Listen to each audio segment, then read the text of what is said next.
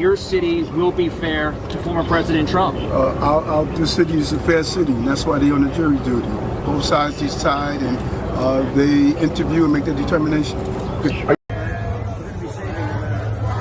Our country is under siege, and take a look at Israel. All of a sudden, it doesn't feel bad. It has Biden. He doesn't know where he is. It's a real mess.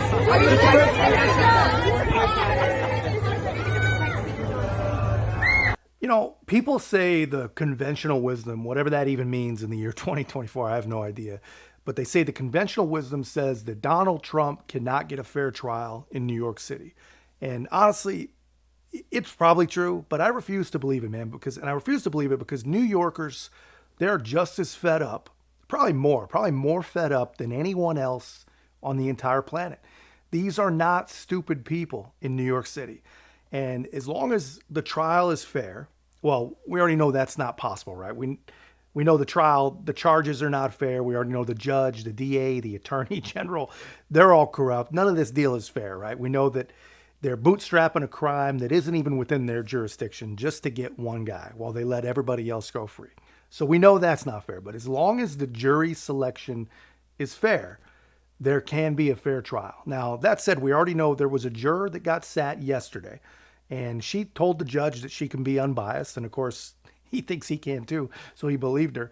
But her social media posts show her posting a post that said Republicans are projected to pick up 70 seats in prison, which I'm sure she thought that's funny, right? Maybe that is funny. I don't know.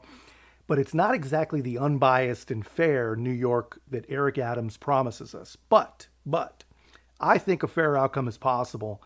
And it's things like this that really give me hope. I don't think so. There we go. You know what? I don't think so. I think we're doing better, Brian. We're doing better now than we've ever done. So I think it's having a reverse effect. You know what? All I want is fairness. And these people have to be treated better. The Bodega Association, bodegas, because every week they're being robbed 2-3 times. It's crazy. It's crazy. And you know what? The police can do it. They can stop it. But they have to be allowed to do their job. We love Trump! We love Trump! We love Trump! We love Trump! We love Trump! We love Trump! We love Trump! We love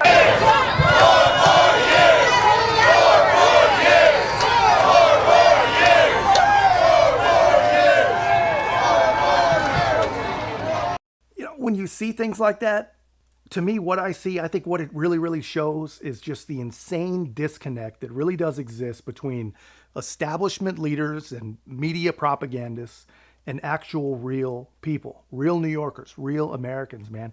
Because to hear Joe Biden or any of his enablers say it, all of those people are just MAGA extremists hell-bent on the destruction of the country and the end of democracy or whatever.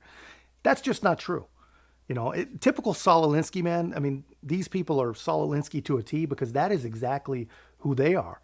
And the good news is people are starting to see it, and they see it because it's happening right in front of their eyes, man. People are struggling financially, but the establishment tells them every day what a success it is and how they've never been better. Some people cannot go outside at night and live to tell about it in some of the places that they're trapped living. At the same time, the Democrats tell them crime is down.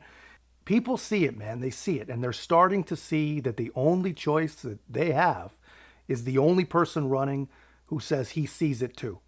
President Trump, what are the first things you're going to do when you take office to address the inner cities of America and give them hope to restore the American dream? Atlanta, New York, Philly, Chicago, D.C. We're going to come in, and number one, you have to stop crime. And we're going to let the police do their job. They have to be given back their authority.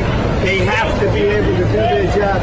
And we're going to come into New York. We're making a big play for New York. Other cities do, but this city, I love this city. And it's gone so bad in the last 4 years, and we're going to straighten New York out. So running for president, we're putting a big hit for New York. We think we can win New York. With 500,000 migrants that poured in and take over the parks, they took over your hotels, they take over everything. It's no good. And you know what they've done? They've destroyed so many people. The African American community now is not getting jobs. Migrants are taking their jobs that are here illegally. Hispanics are not getting jobs. Migrants are taking the jobs.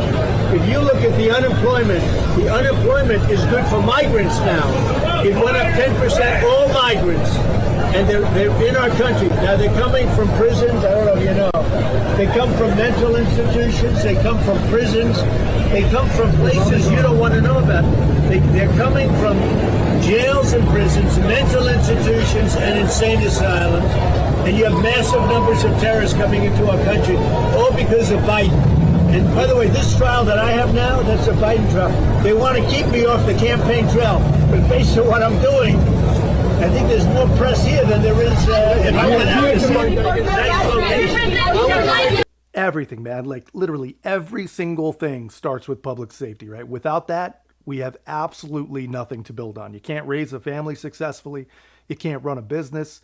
You cannot do anything if you do not have your safety provided for you.